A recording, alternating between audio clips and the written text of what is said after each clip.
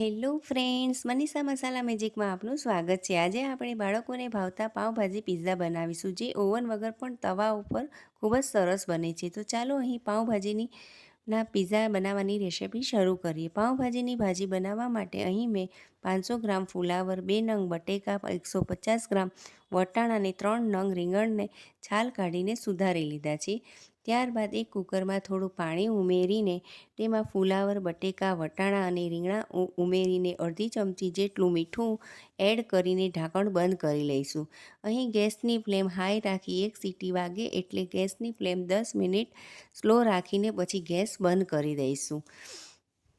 પેનમાં 4થી 5 ચમચી જેટલું તેલ ઉમેરીશું. તેલ ગરમ થાય એટલે 1 ચમચી જેટલું દેશી ઘી ઉમેરીને તેમાં ઝીણા સુધારેલા મરચાં અને સૂકું લસણ ઉમેરીને 2 નંગ લવિંગ અને તજ ઉમેરી લઈશું. ત્યારબાદ ઝીણા સુધારેલી ડુંગળી એડ કરી લઈશું. ડુંગળી અહીં મેં 4 નંગ લીધી છે.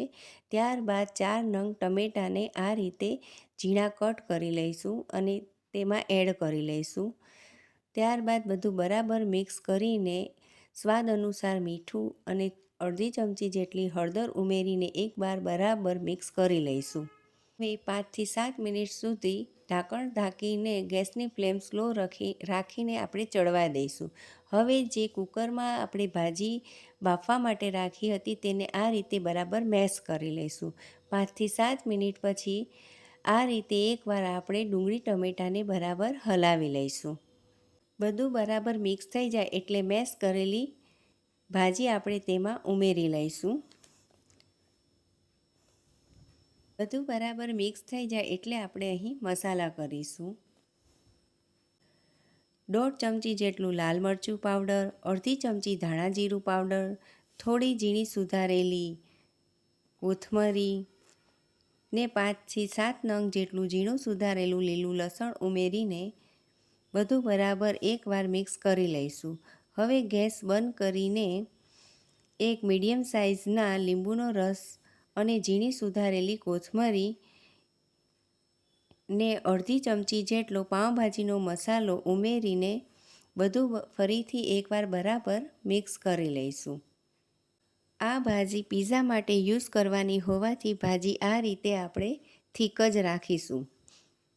ત્યારબાદ આ રીતે બજારમાં તૈયાર પિઝા બેઝ મળે છે. તેને તવા ઉપર થોડું ઘી ફેલાવીને સ્લો ગેસ ઉપર એક સાઈડથી આ રીતે કપડાથી દબાવીને આપણે શેકી લઈશું. ત્યારબાદ બીજી સાઈડ ઉપર પણ થોડું ઘી ફેલાવીને તેની સાઈડ ચેન્જ કરીને આ રીતે દબાવીને શેકી લઈશું. અહીં એક સાઈડ થોડી ઓછી શેકીશું. ત્યારબાદ જે સાઈડ બરાબર શેકેલી હોય તે સાઈડ ઉપર આપણે આ રીતે ટમેટો કેચઅપ સ્પ્રેડ કરીને લીલી ચટણીને પણ સ્પ્રેડ કરીને પછી તેના ઉપર ઝીણા સુધારેલા ડુંગળી ટમેટાં ઉમેરીને તૈયાર કરેલી ભાજીને બધી જ જગ્યાએ આ રીતે ફેલાવી દઈશું. ત્યારબાદ ખમણી ઉપર આ રીતે ગરમ ઘીની આંગળીથી ગ્રીસ કરીને આપણે તેના ઉપર ચીઝ આ રીતે ખમણી લઈશું, જેથી ચીઝ આપણે ખમણીમાં ચોંટી ન જાય. એ જગ્યાએ આ રીતે ચીઝ સ્પ્રેડ થઈ જાય પછી તેના ઉપર ફરીથી આપણે ડુંગળી ટમેટાં ઉમેરીશું. હવે એક નોનસ્ટિક તવાને આપણે ગરમ કરી લઈશું. તવું ગરમ થાય એટલે થોડું દેશી ઘી આ રીતે આપણે તવા ઉપર ફેલાવીને તૈયાર કરેલા પિઝાને મૂકીને આ રીતે કોઈ પણ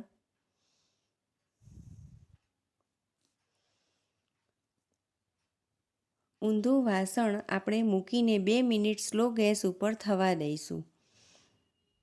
2 મિનિટ પછી આ રીતે વાસણ હટાવીને પિઝાને આપણે એક પ્લેટમાં લઈ લેશું. ત્યારબાદ તેના ઉપર ટમેટો કેચઅપ ઉમેરીને આ રીતે ચપ્પુથી અથવા પિઝા કટરથી કટ કરી લઈશું. આ પાઉંભાજી પિઝા એકદમ તૈયાર છે. તમે પણ આ રીતે પાઉંભાજી પિઝાની રેસિપી ઘરે જરૂરથી ટ્રાય કરજો અને તમારો અનુભવ કમેન્ટ બોક્સમાં મને જરૂરથી જણાવજો. Thanks for watching.